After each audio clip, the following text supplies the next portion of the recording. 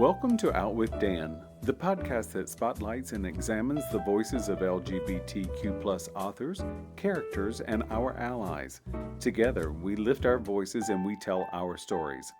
I'm Dan White. Join me as I chat with this week's author.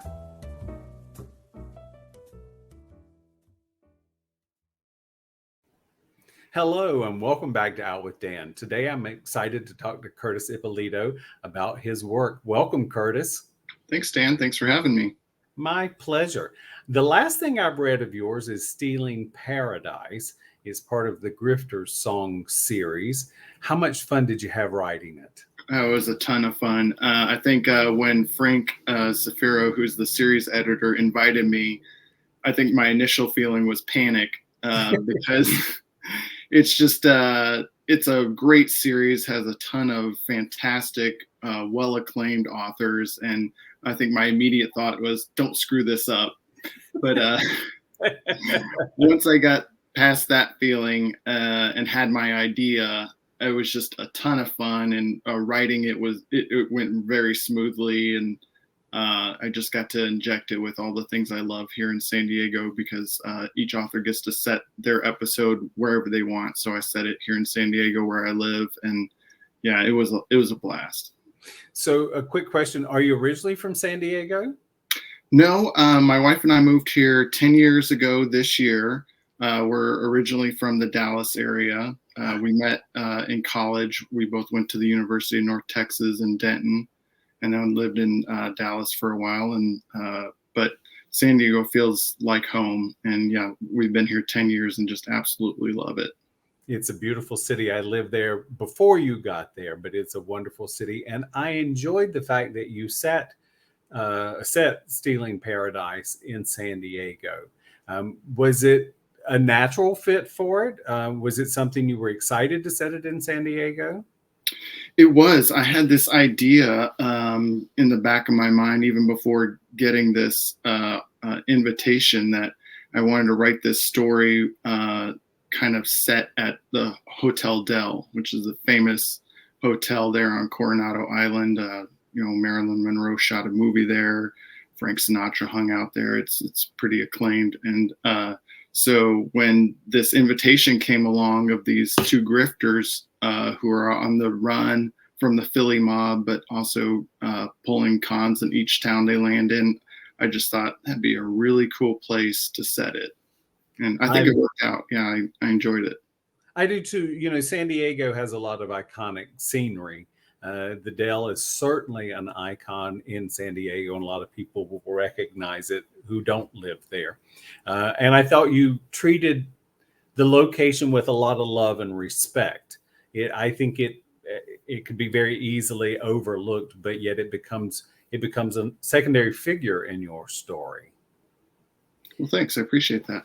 Yeah, and so I do know because I've read it, but I also know that PPP loans figure into this. So tell us how that happened, and was that your initial concept for the story, or that just sort of fed into it? So I had this in the back of my head that I wanted to use that plot line in a story. So just some background: my wife works in banking, and during the pandemic, these relief loans for small businesses were rolled out, and I just kept hearing through the grapevine how these businesses who had millions or had multiple locations and were doing just fine were taking these loans, getting them forgiven, and meanwhile they weren't using them like they were supposed to. They're supposed to be to help retain staff and keep the business afloat through the pandemic. And these businesses, some of them even here in San Diego, were, displacing, letting go employees, and then getting those loans forgiven. And that just really irritated me. It just lit a fire under me. My ethos is always for the small guy, for the little guy. And so when this invitation came along about grifters, I was like, what better mark than someone who had done that, who had taken a PPP loan and got it forgiven and treated his employees poorly. So it just worked so naturally. It did, and I was such a hero of it. My day job is in accounting, and I've seen and heard of a lot of stories that went on during these small business loans and how people would certainly take advantage of it. I mean, I think when it started, I think by the third month, they had already arrested some people in the Northeast who were getting hundreds of thousands of dollars for companies that had been closed. Right. So of course it feeds into my day job and I, like you, I do root for the underdog or the small man. You know, we need to pull up everybody along the way. That's right. Yeah. So Sam and Rachel, in your installment of A Grifter's Song, have such a beautiful and passionate love affair. Was that something that you really wanted to inject? Yeah. So Frank gave us a Bible, every writer, the Bible. And of course, by the time it got to me with episode 34, it was pretty full of, what had gone on in the series and, guardrails and what to stay away from and what to lean into. And one of the things that really stood out for me in that Bible is the number one rule is Rachel and Sam are inseparable, and they're lovers and they're in love with each other, and they're the only person that the other won't betray. And so I really wanted to lean into that and to show and that love. And I think having read the episodes in the same season of mine that went before me, the writers Paul Garth and James D.F. Hanna and Nick Kolowaski, they did a really good job of continuing that love affair. And so by the time it got to me, I was just like, it was kind of natural because the premise is that they're at the Hotel Del on vacation and trying to decompress from all those previous antics and previous episodes. And so it's just kind of a natural fit. You're in a romantic place like the Del. You're on vacation. It was just a kind of a seamless fit to kind of showcase their love like that. It was nice too, because I felt like you brought a bit of youthfulness to that romance, and it was very natural. I almost wanted a cigarette after a couple of those kinds, which is a very big compliment. I'm not a big, and I don't want it to seem like it's erotica, because that's not what it is. But I'm a big fan of romance when it's done nicely and with respect. And that was something that I felt like you brought out. You brought the youthfulness to it, which I really liked, because there was a lot of passion between them. And that made, I've also read several of the other authors' portions in it. Everybody treats it slightly different, but what I found with yours was there was such a loving passion about it. And it was very enjoyable for me as a reader. Well, thanks. I appreciate that. Do you get much feedback from your episode? And do people feel that it's different or similar, or what do you hear about that?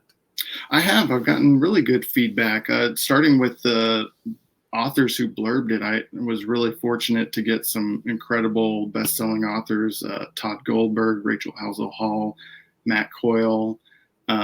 They just said really nice things about it. I think Matt, who he writes here in San Diego, he writes the Rick Cahill PI series, and he sets it north of me, like La Jolla. And he just said, you nailed the area. You nailed San Diego. And I couldn't do better than that. It was a big honor. It well deserved too, Curtis. Honestly, you know, sometimes you read a story and a city is a secondary character or a character. I didn't feel like your San Diego was so much as a character as it was a feeling. And that simply added to the story, because in this feeling, you saw the love and the beauty of San Diego. And of course you see the underbelly, because there's a grift and a con going on. So tell me about some of your other short stories that you've written. Well, sure. Sorry, I'm going to interrupt you. I'm so sorry about that. No, so I do want to say that you were up for an Anthony Award this year. Congratulations. Oh, thank you. I appreciate that. That's a wonderful nomination. And so that was for the estate sale? That's correct. That's correct. Yeah, it's a story that was published in Vatran magazine last summer about a couple, ironically enough. quite different than Sam and Rachel, and they're a quirky older couple who run estate sales, and they kind of find themselves in a mess. Yeah, that Anthony nomination blew me away. It was, I was honored to be nominated and in such elite company. So that was really great. The other short story I have out is one called Green and California Bound in Ellery Queen, the September-October issue. Really love that story. Proud of that story. So if anyone gets a chance to pick up an issue, please do and let me know what you think. Well, and I am a new Ellery Queen subscriber because of it. So, Oh, I that's have great. started it. I have not finished it, so I will blurb it once I'm finished. Oh, so, thank you. There's yeah. also a great story by Rob Ostler in that same issue called Misdirection. Just love that story. And I told him at VoucherCon that I hope he writes that character again and does a couple more stories, because I think it has some legs as a short story series. So I hope he does. Oh, that's wonderful. Is writing a short story versus a novella versus a full-length novel, are there a lot of differences or a lot of similarities?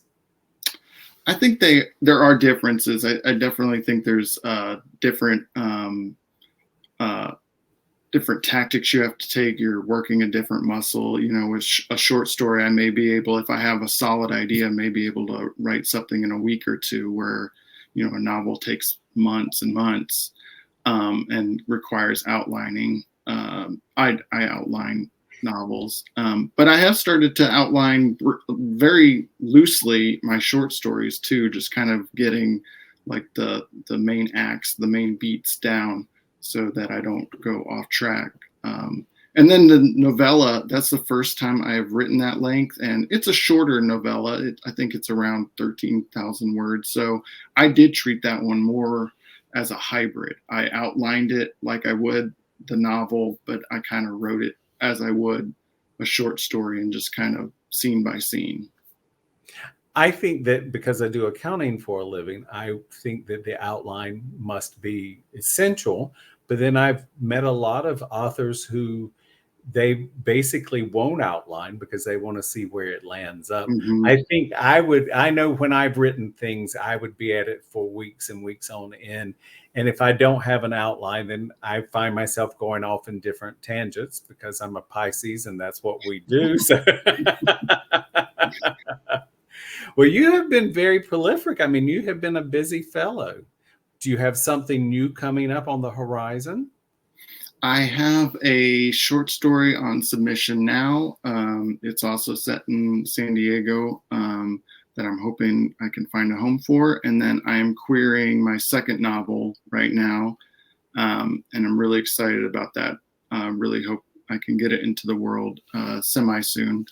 Hopefully I'll find a fit with an agent and we can take off and start submitting it.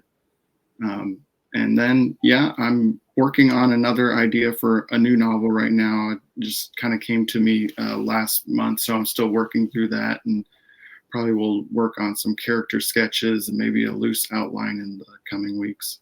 That's wonderful. So the new novel, is that a follow-up to Burying the Newspaper Man, or is it a standalone? It's a standalone. Yeah, it's set in San Diego. It's about two adult foster brothers who get involved in a shooting at a liquor store, and they go on the run because one of the brothers stole money from the liquor store, and it happens to be under control of a local criminal who's using the store as a money laundering front. And so they're on the run trying to not get caught. So I love it. yeah.